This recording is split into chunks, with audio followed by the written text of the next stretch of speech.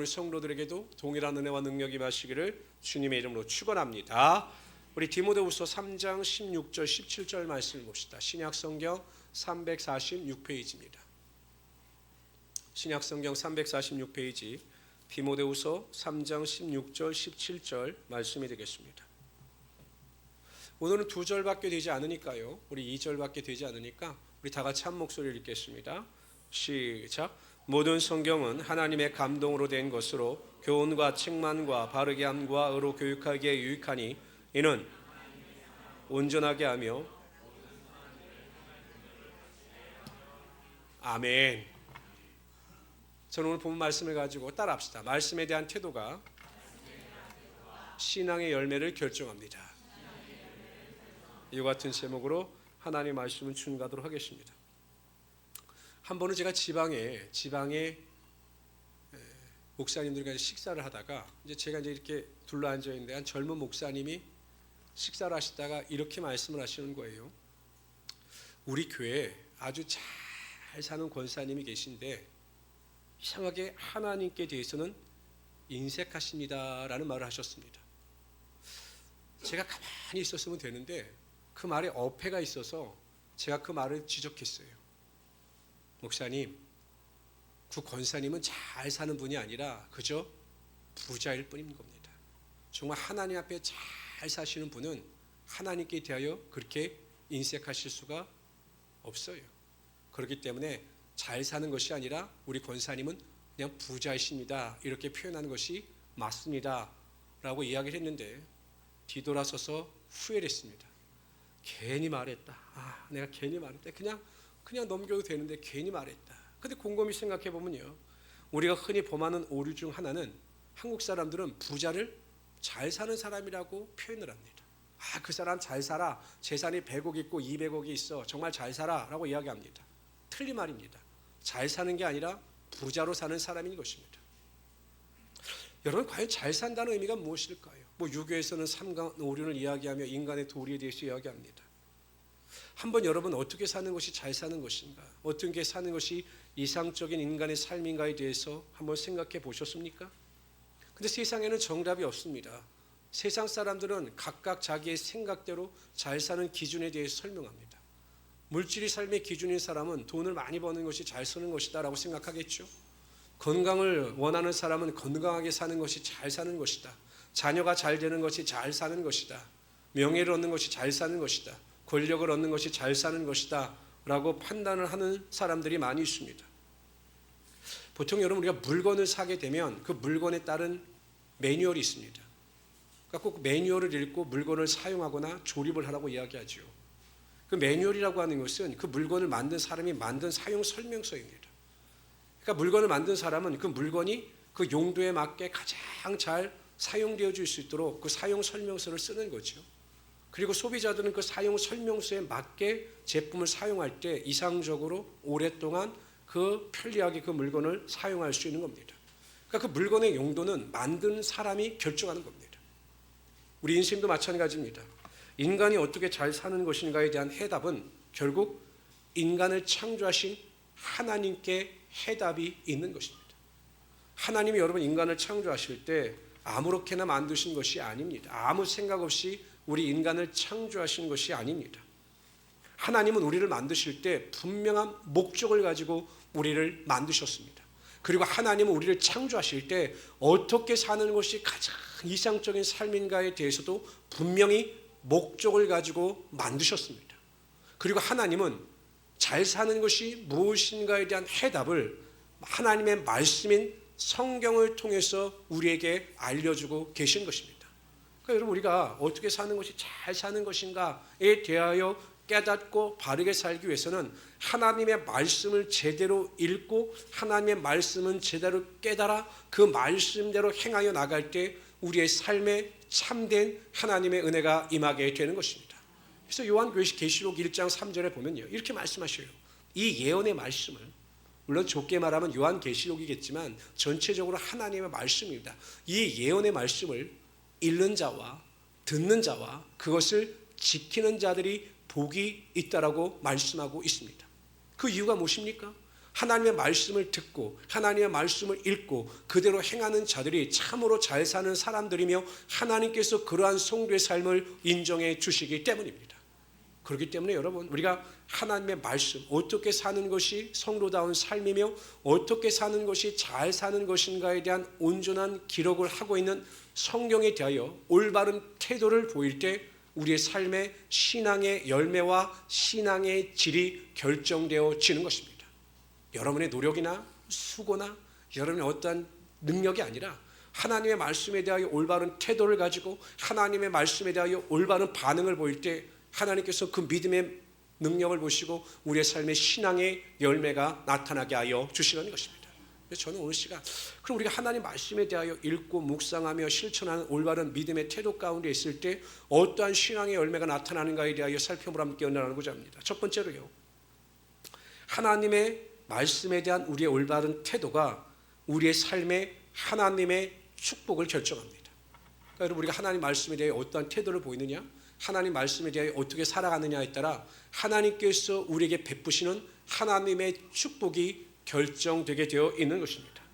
시편 1편 1절 3절에 보면 복 있는 사람은 악인들의 꾀를 따르지 아니하며 죄인들의 길에 서지 아니하며 오만한 자의 자리에 앉지 아니하고 오직 여호와의 율법을 즐거워하여 그 율법을 주야로 묵상하는도다. 그는 시냇가에 심은 나무가 철을 따라 열매를 맺으며 그 잎사귀가 마르지 아니한 같으니 그가 하는 모든 일이 다 형통하리로다 라고 말씀하셨습니다. 그러니까 하나님의 말씀을 즐거워합니다. 하나님의 말씀을 읽고 묵상합니다. 받은 은혜대로 실천합니다. 그러한 자들에게 하나님께서 어떻게 축복하시느냐, 철을 따라 그 삶의 열매가 나타나게 하시며 형통의 축복이 반드시 나타나게 하여 주시는 것입니다. 하나님은, 우리가 믿는 하나님은 전지전능하신 하나님이십니다. 믿으십니까? 하나님은 능치 못할 일이 없으신 하나님이십니다. 이러한 하나님을 믿지 못하면 우리가 이 자리에 앉아 있을 필요가 없습니다. 하나님께 대하여도 기도할 필요가 없습니다. 하나님은 전지전능하신 하나님이십니다. 여러분, 더 감사한 게 무엇입니까? 그 전지전능하신 하나님이 우리를 택하여 주셔서 구원하여 주셨을 뿐만 아니라 우리도 여전히 지금도 사랑하여 주신다는 사실입니다. 제가 자녀를 낳고 자녀를 양육하면서 하나님의 마음을 조금은 알 수 있을 것 같아요. 뭐 우리가 완전히 하나님의 마음을 알 수는 없지만 제가 제 자녀들을 양육하면서 우리를 향한 하나님의 마음이 이러하시겠구나라는 것을 느껴봅니다. 부모의 마음이 어떻습니까? 저도 두 딸과 아들을 양육하지만 항상 부모의 마음은 자식에게 가장 좋은 것 주기를 원합니다. 저는 이렇게 비싼 옷을 사본 적이 없어요, 솔직히. 제가 올해 들어와서 50대 중반이 넘어가면서 처음으로, 여러분 솔직히 창피한 고백이지만 제가 30만 원짜리 양복을 처음 사봤습니다. 그 전에는 5만 원, 7만 원, 8만 원 그런 양복을 사 입었어요. 그럼 우리 아이들도 5만 원, 7만 원짜리 옷을 샀을까요? 아마 제가 말하면 놀랄 겁니다. 그냥 척척 카드를 긁어갑니다. 근데 부모는 자식이 그 좋은 것을 사고 입어도 전혀 그것에 대하여 불편하지 않아요. 오히려 그것을 사고 누리는 것을 보면 행복합니다. 왜? 사랑하기 때문에.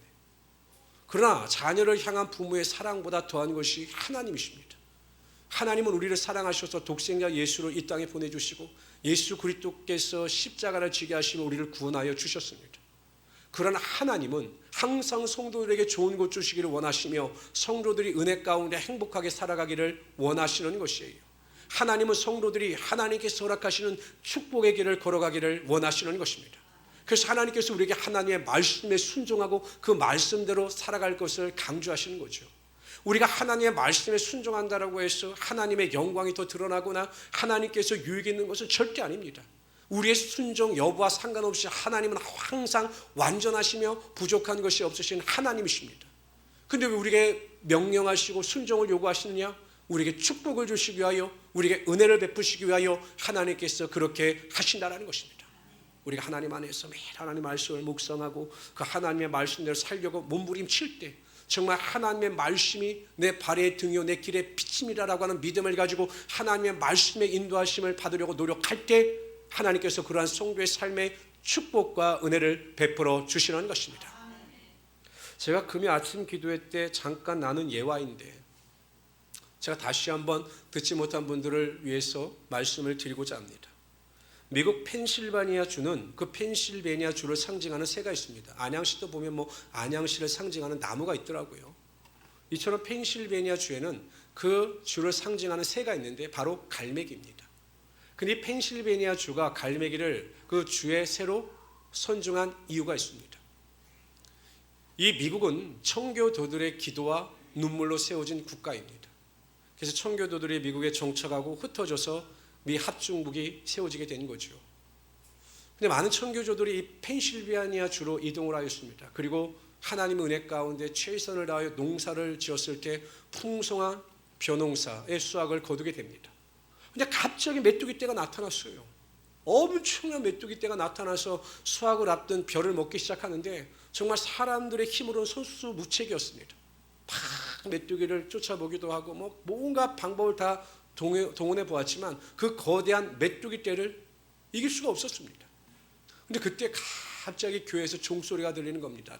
땡땡 하고 종소리가 들립니다. 사람들이 우리 교회로 올라가자 해서 그 많은 사람들이 교회로 올라갔습니다. 그때 한 장로님이 그 성도들을 위해서 외칩니다. 여러분, 저 메뚜기 떼를 우리가 이길 수 없습니다. 도저히 우리의 힘으로는 저 메뚜기 떼를 물리칠 수 없습니다. 그러나 우리에게는 하나님이 계십니다.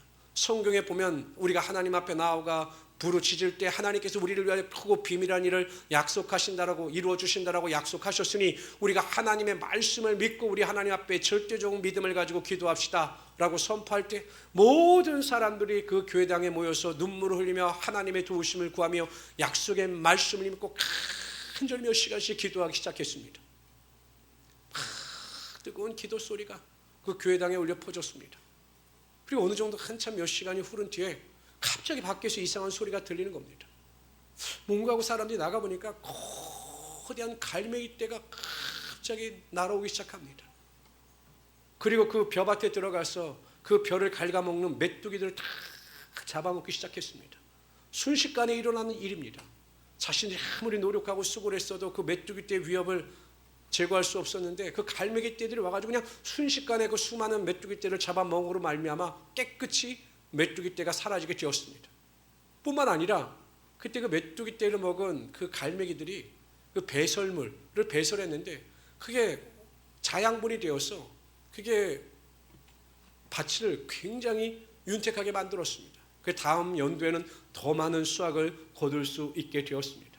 이 펜실베니아 주가 그 위기 가운데 하나님의 기도함으로 말미암아 그 메뚜기 떼 위기를 구해준 비둘기를 펜실베니아 주를 대표하는 새로 선정하게 되었다라고 합니다.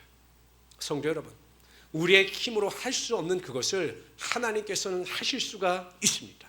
우리가 하나님 말씀에 대하여 올바른 태도를 가지고 하나님 말씀에 절대 순종하며 하나님의 말씀대로 살아가고자 할 때 하나님께서는 우리의 믿음의 중심을 보시고 감동하셔서 우리의 믿음 가운데 순종 가운데 역사하여 주시려는 것입니다.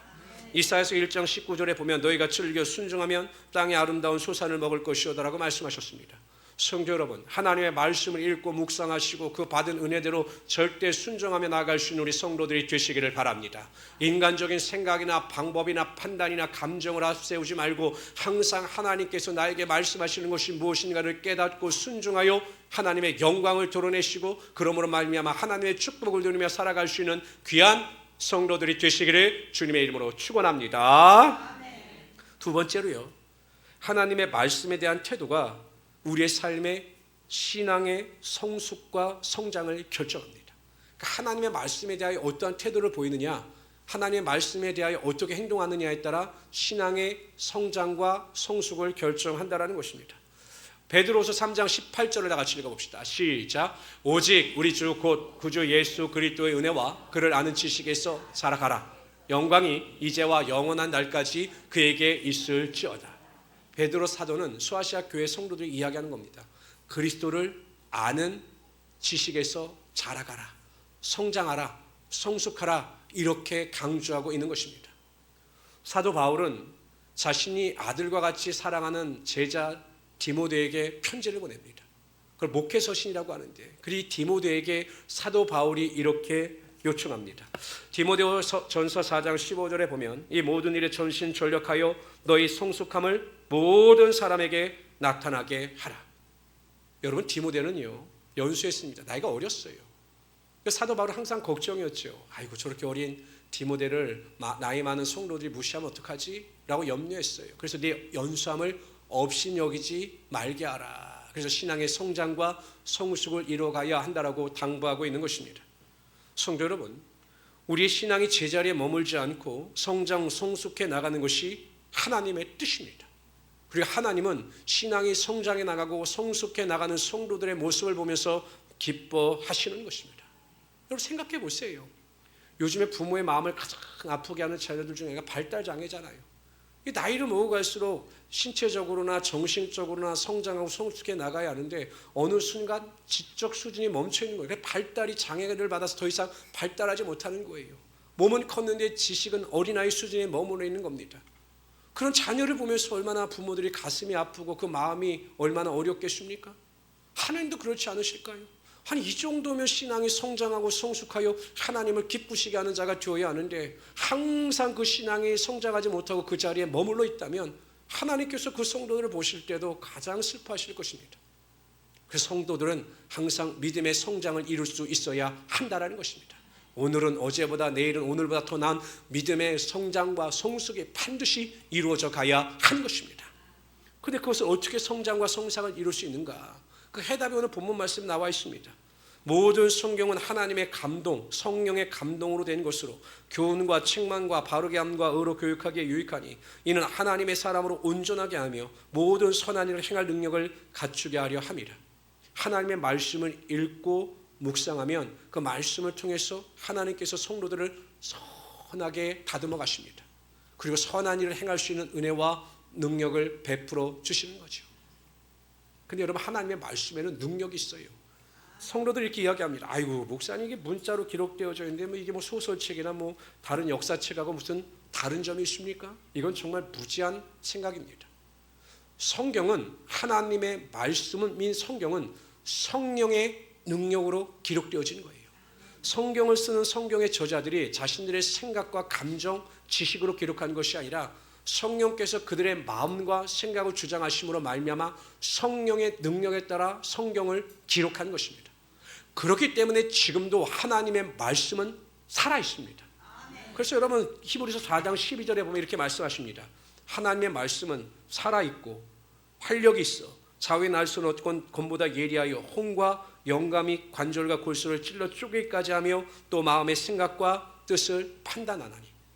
마음의 생각과 뜻을 판단한다. 이 의미가 무엇이냐? 판단한다라고 하는 의미가 무엇이냐?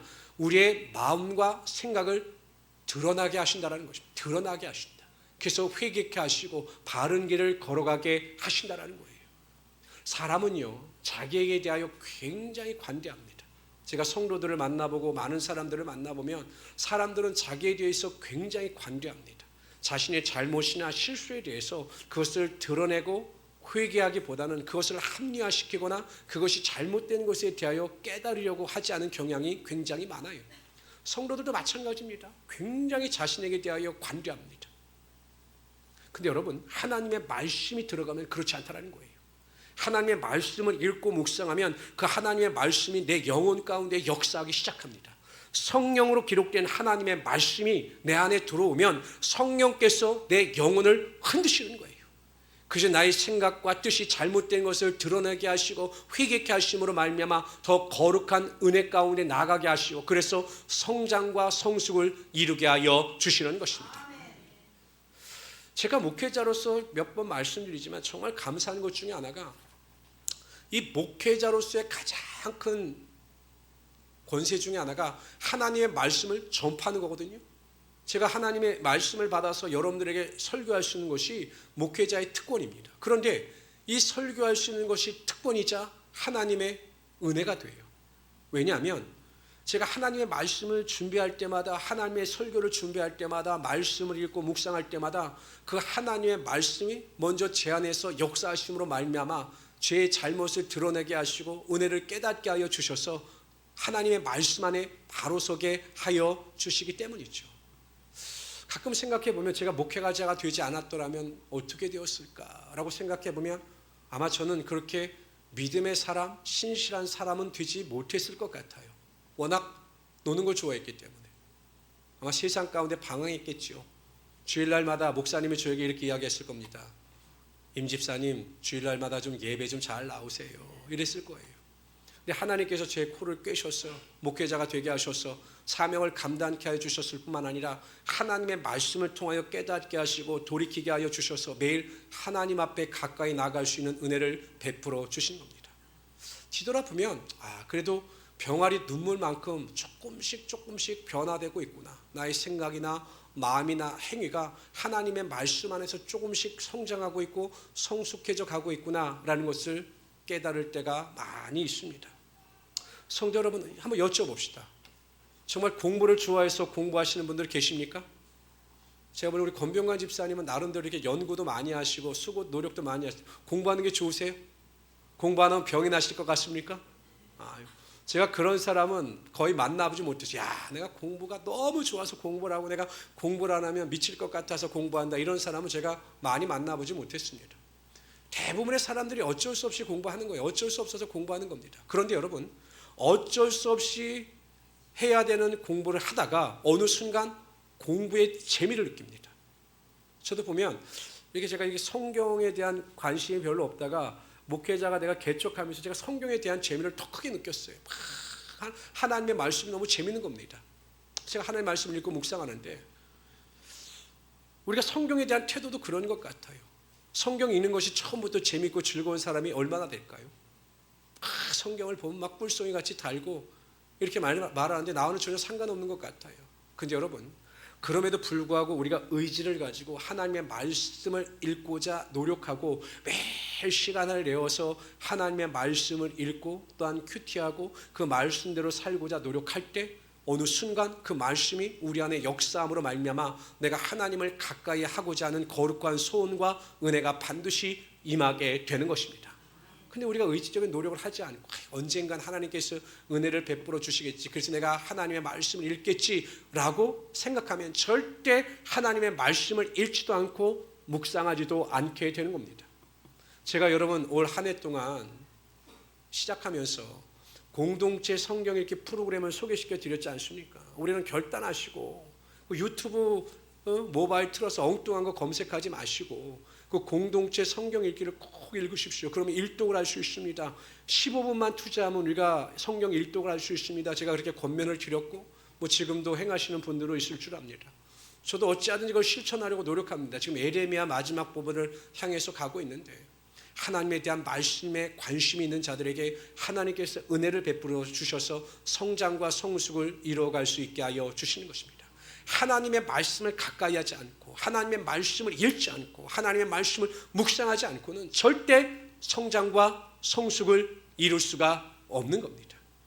행복한 우리 순복음교회 모든 성도님들은 어찌하든지 하나님 말씀을 가까이 하셔서 꼭 통독하시고 매일 묵상하시고 큐티하셔서 정말 은혜 가운데 성장과 성숙을 이루어갈 수 있는 하나님의 귀한 성도들이 되시기를 주님의 이름으로 축원합니다. 하고 계시죠? 통독. 제가 믿을 수가 없어요. 믿을 수가. 꼭 하세요. 정말 하나님 말씀을 가까이 하세요. 세 번째로요, 하나님의 말씀에 대한 태도가 우리의 삶의 마음의 상태를 결정합니다. 제가 얼마 전에 흥미있는 기사를 하나 접했습니다. 이번에 LG전자에서 이어폰을 하나 개발했는데 이게 독특한 이어폰입니다. 보통 우리가 그 이어폰을 사용하는 건 음악을 듣거나 설교를 듣거나 하기 위해서 무선 이어폰을 많이들 사용하시는데 이번에 LG전자에서 개발한 이어폰은 불면증을 치료하는 이어폰입니다. 그러니까 이 이어폰이 인간의 뇌파를 조절해서 불면증으로부터 해방을 시켜준다. 그래서 그 이어폰을 쓰게 되면 아주 질 좋은 수면에 이룰 수 있게 된다. 막 대대적인 홍보를 하더라고요.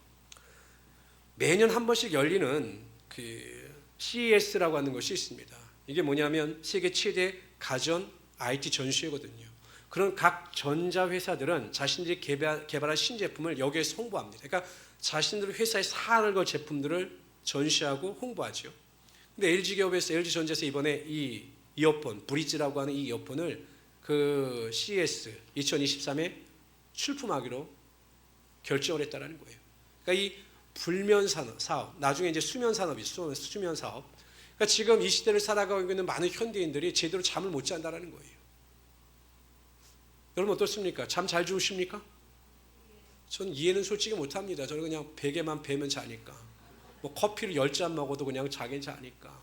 근데 엄청 수면장애, 불면증으로 고통당하는 사람들, 그래서 신경과 처방을 받는 사람들이 많아진다라고 합니다. 왜 그럴까? 뭐 학자들은 결론을 내리죠. 원인은 스트레스다. 그래서 사람들이 불안, 초조, 두려움에 빠져 있기 때문에 잠을 제대로 자지 못하는 것이다 라고 이야기를 합니다. 잠언서 17장 22절에 보면 마음의 즐거움은 양약이라도 심령의 근심은 뼈를 마르게 하느니라 라고 말씀하셨습니다. 그러니까 마음의 불안과 두려움이 있으면 뼈를 마르게 하는 것입니다. 그래서 성경은 어찌하든지 마음의 불안, 두려움, 초조를 떨쳐버릴 것에 대하여 강조하지만 그것 또한 쉽지 않은 것을 또한 성경은 밝히 드러내고 있습니다. 잠언서 16장 32절에 보면 노하기를 더디하는 자는 용사보다 낫고 자기의 마음을 다스리는 자는 성을 빼앗는 자보다 나으니라. 그러니까 여러분 얼마나 마음을 다스리는 것이 힘이 듭니까? 성을 빼앗는 자보다 자기 마음을 다스릴 줄 아는 자가 더 뛰어난 사람이다라고 평가할 정도로 성경은 사람의 마음을 다스리는 일이 얼마나 어려운 것인가에 대해서도 말씀하고 있어요. 그러나 성경은 문제만 제시하는 것이 아니라 그 문제에 대한 해결책도 제시해주고 있습니다. 시편 3편은 다윗이 자신의 아들 압살롬의 반역으로 인하여 도망을 가면서 지은 시편입니다. 그 요단강 급히 건너갑니다. 그런데 이 압살롬은 단지 아버지의 왕위를 찬탈하는 것에 만족한 것이 아니라 그 아버지를 죽이려고 했어요. 그리고 신복들이 다윗을 배반합니다. 그러니까 다윗의 감정이 복합적이었겠죠. 불안하기도 하고 두려워하기도 하고 배반으로 인한 분노도 가득했을 겁니다. 그 정도의 심령 상태라면 잠을 자는 것은 쉬운 일이 아닙니다. 아마 불면으로 인해서 밤을 지새웠을 겁니다. 그런데 다윗은 전혀 그렇지 않아요. 그렇게 극단의 환경 가운데 처해 있고 불안과 두려움과 분노가 복합적으로 나타나는 그 상황 가운데서 다윗은 시편 3편을 통해서 자신이 그럼에도 불구하고 편안하게 잠을 잤다라고 고백합니다. 시편 3편 4절 6절에 보면 내가 나의 목소리로 여호와께 부르짖으니 그의 성산에서 응답하시는도다. 내가 누워 자고 깨었으니 편안히 잠을 잤으니 그 이유는 여호와께서 나를 붙드심이로다. 천만인이 나를 에워싸 진친다 하여도 나는 두려워하지 아니하리로다. 다윗이 어떻게 이러한 고백을 할 수 있었습니까? 그는 하나님께서 자신과 함께 하신다라고 하는 약속을 믿었기 때문입니다. 내가 너를 도우며 너를 붙잡아 주실 거다라고 하는 그 약속의 말씀을 믿었기 때문에 그는 절대 불안의 상황 가운데서도 하나님이 주시는 절대 평안의 능력을 누리며 살아갈 수 있었던 것입니다. 하나님의 말씀은 우리에게 평안을 주십니다. 우리가 하나님의 말씀을 읽고 묵상하고 그 말씀을 암송할 때마다 그 말씀이 우리 가운데 역사하심으로 말미암아 우리 안에 절대 평안을 허락하여 주시는 것입니다. 제가 이번에 동생의 갑작스러운 죽음, 뇌출혈로 인한 죽음으로 인해서 많은 심적 어려움을 겪었습니다. 왜냐하면 여러분, 정말 제가 너무 충격을 받았어요. 제 앞에서 그냥 정신을 잃어가니까요. 제가 병원에 데리고 왔는데 그냥 제 앞에서 그 멀쩡하던 동생이 그냥 순식간에 정신을 잃어가고 그리고 깨어나지 못하고 그냥 20일 만에 소천했습니다. 그 현실을 처음에 못 받아들이겠더라고요. 그래서 제가 하나님 앞에 대하여 막 원망했습니다. 처음에는. 제가 뭐라고까지 말씀을 드렸냐면 저는 이제 하나님은 살아계신 하나님이라고 하는 사실을 입 밖에도 내지 않겠습니다. 하나님이 살아계시다면 어떻게 이런 일이 매일 일어납니까? 왜 이런 일이 저에게 일어납니까? 하나님이 살아계시다면 왜 사람을 살리지 못하십니까? 하나님은 살아계신 하나님이 아니십니다. 한 3일 동안은 제가 기도할 때마다 원망하고 불평하면서 부르짖었습니다. 근데 하나님이요, 저를 위로해 주시지 않으셨어요. 아유 그래 미안하다 이렇게 하지 않으셨어요. 갑자기 말씀을 주시는데 이런 말씀을 주시는 것입니다. 로마서 9장 20절 21절 말씀, 이 말씀이 저에게 탁 새겨졌습니다. 이 사람아 네가 누구에게 감히 하나님께 반문하느냐? 지음을 받은 물건이 지은 자에게 어찌 나를 이같이 만들었느냐고 말하겠느냐? 토기장이가 진흙 한 동이로 하나는 귀 있을 것을 하나님 친히 쓸 것을 만들 권한이 없느냐? 사람이 죽고 사는 것은 내 권한이다, 내 주권이다. 그것에 대해 네가 왈가왈가할 필요가 없다. 사람이 그 기한대로 살다가 가는 것은 내가 정한 이치인 것이고 너는 그것을 하나님의 주권으로 인정하면 되는 것이다. 이렇게 저에게 강력하게 말씀을 하셨습니다. 그래서 제가 아멘으로 받아들였습니다. 알았습니다, 하나님. 그런 그것을 하나님의 주권으로 받아들이겠습니다. 그렇다면 저에게 평안을 주시고 저에게 소원을 주십시오라고 제가 기도했습니다. 그래서 하나님께서 또 이런 말씀을 주셨습니다. 요한계시록 14장 13절 말씀입니다. 또 내가 들으니 하늘에서 음성이 나서 이르되 기록하라. 자금 이후로 주 안에서 죽는 자들은 복이 있도다 하시매 성령이 이르시되 그러하다. 그들이 수고를 그치고 쉬리니 이는 그들이 행한 일이 따름이라 하시더라. 네가 이 본문 말씀을 가지고 장례식장에서 얼마나 많이 설교했느냐. 주 안에서 죽는 자들이 그렇게 복이 있다라고 네가 설교해놓고 주 안에서 죽은 네 동생 때문에 슬퍼하고 낙심하는 것은 네 믿음이 어디 있느냐. 그래서 저에게 그런 마음을 주시더라고요. 제가 만약에 제 동생이 지금 살아가고 있는 이 세상보다 더 악한 곳으로 지옥으로 떨어졌으면, 지옥으로 멸망으로 떨어졌으면 제가 너무 슬펐겠죠. 그러나 제 동생이 하나님께서 그 영혼을 받들어 천국으로 이끌어 가셨기 때문에 하나님께서 저에게 주 안에서 죽는 것이 복이 있도다라고 하는 확실한 말씀을 허락하여 주셨습니다. 그래서 제가 큰 위로를 받고 이길 수가 있었습니다. 뭐 저나 우리 권사님이나 세상 사람들은 그러죠. 미치지 않고 있는 것이 이상하다고. 그러나 여러분, 하나님은 말씀으로 우리를 위로해 주셔요. 말씀으로 우리를 세워 주시는 것입니다. 엘리야가 이세벨 여왕의 그 위협으로 인해서 로뎀나무로 도망가서 우울증에 빠져서 하나님 나를 죽여주십시오라고 이야기합니다. 하나님은 책망치 않으셨어요. 그에게 떡과 물을 주시고 40일 동안 호렙산으로 걸어가게 하셨습니다. 그리고 산 앞에 서라라고 말씀하셔요. 그랬더니 갑자기 바람이 붑니다. 그리고 막 바위가 깨져요. 보통 바람은 하나님의 임재의 상징입니다. 기적이죠. 바람이 불어서 막 바위가 깨지니까. 근데 하나님께서 그곳에 계시지 않으셨어요. 그 다음에 지진이 일어납니다. 지진도 하나님의 임재의 상징입니다. 여러분, 지진이 얼마나 그 놀라운 일입니까? 천재지변인데. 근데 그때도 하나님은 계시지 않으셨어요. 불이 일어납니다. 아마 그때는 엘리야가 그렇게 생각했겠죠. 하나님께서 임하시겠구나. 불도 하나님의 상징이었기 때문이죠. 근데 그곳에도 하나님은 계시지 않으셨습니다. 바람 속에도, 지진 속에도, 또 불 속에도, 그 천재지변 속에, 기적적인 현장 속에 하나님은 계시지 않으셨어요. 근데 갑자기 세미한 하나님의 음성이 들립니다. 그냥 음성이 아닙니다. 큰 음성이 아니라 세미한 음성입니다. 집중하지 않으면 들을 수도 없는 하나님의 음성이 엘리야에게 임했습니다. 그리고 그에게 사명을 주시고 그 세미한 음성을 통해서 그를 회복하여 주신 거죠. 성도 여러분, 항상 분주함 가운데 우리는 하나님의 세미한 음성을 들을 수 있어야 합니다. 그럴 때 하나님께서 여러분의 마음을 위로하시고 여러분의 마음에 절대 평안의 능력이 임하게 하여 주시는 거죠. 그런데 말씀이 없으면 항상 불안합니다. 말씀이 없으면 항상 초조합니다. 말씀이 없으면 항상 두려워할 수밖에 없는 것입니다. 하나님의 약속의 말씀은 우리에게 확신을 주고 하나님의 약속의 말씀은 우리를 회복케 하는 하나님의 능력이 있습니다. 저는 제가 경험했던 하나님의 말씀의 평안의 능력을 우리 성도들도 누리며 살아가기를 원합니다. 절대 은혜 가운데 평안 가운데 승리하며 살아갈 수 있는 우리 성도들이 되시기를 주님의 이름으로 축원합니다. 마태복음 7장에 보면 많은 사람들이 예수님 앞에 나옵니다. 그리고 그 사람들이 예수님께 이렇게 말합니다. 예수님, 우리가 주의 이름으로 선지자 노릇도 하고 예수님의 이름으로 귀신도 쫓아내고 예수님의 이름으로 권능도 행했습니다 라고 이야기를 합니다. 그러면 이들은 아마 예수님께서 자신들을 칭찬해 주실 것이다 라고 기대했을 것입니다.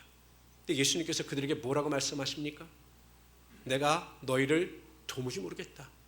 불법을 행하는 자들아 내게서 떠나가라 라고 책망하십니다. 불법, 법을 어기는 자들인 것입니다. 어떤 법을 어겼습니까? 하나님의 말씀대로 행하지 않은 법입니다. 능력을 행하고 기적을 행하고 병 고침의 역사가 나타나고 귀신이 쫓겨나는 현상이 중요한 것이 아니라 과연 그 안에 하나님의 영광이 있고 하나님의 뜻이 있는가를 우리는 분명히 깨달아야 한다는 것입니다. 무지한 사람들은 현상만을 보고 쫓아갑니다. 여러분, 마태복음에 보면 예수님께서도 말씀하셨습니다. 마지막 때가 되면 내 이름으로 능력을 행하는 자들이 있는 거짓 선지자들이 나타난다. 조심하라는 거예요. 요즘에도 보면 여러분 유튜브에 얼마나 거짓 선지자들 미혹하는 사람들이 많이 있습니까? 우리가 하나님의 말씀에 바로 서지 못하고 하나님의 말씀의 진리 가운데 깨닫지 못하면 우리도 그 영에 미혹될 수밖에 없는 것입니다. 항상 우리의 삶의 기준은 하나님의 말씀인 것입니다. 기적을 행하든 능력이 나타나든 그것이 과연 하나님의 뜻에 합당하고 하나님께서 원하시는 일인가, 하나님의 말씀에 나와 있는 일인가를 분명히 알아야 한다는 것입니다. 병고침을 하는 것도 하나님의 영광을 위해서 해야 되는 것이고, 귀신을 쫓아내는 것도 하나님의 영광을 위해서 해야 하는 것입니다. 이것이 하나님의 말씀인 것입니다. 저는 이 마지막 때에 행복한 우리 순복음교회 성도님들은 하나님의 말씀에 바로 서기를 바랍니다. 하나님 말씀 읽으세요. 큐티하세요. 그리고 그렇게 살려고 몸부림치시기를 바랍니다. 그게 잘 사는 것이고 하나님 그렇게 살아가는 자들에게 하나님의 복을 허락하여 주실 것입니다. 축복을 부어주실 것이고 성장과 성숙이 나타나게 하여 주실 것이고 불안과 두려움이 아니라 하나님이 주시는 평안의 능력을 가지고 살아가게 하여 주실 것입니다. 이러한 은혜와 능력을 맛보며 살아계신 하나님과 동행하며 살아갈 수 있는 하나님의 귀한 성도들이 되시기를 주님의 이름으로 축원합니다. 기도합시다.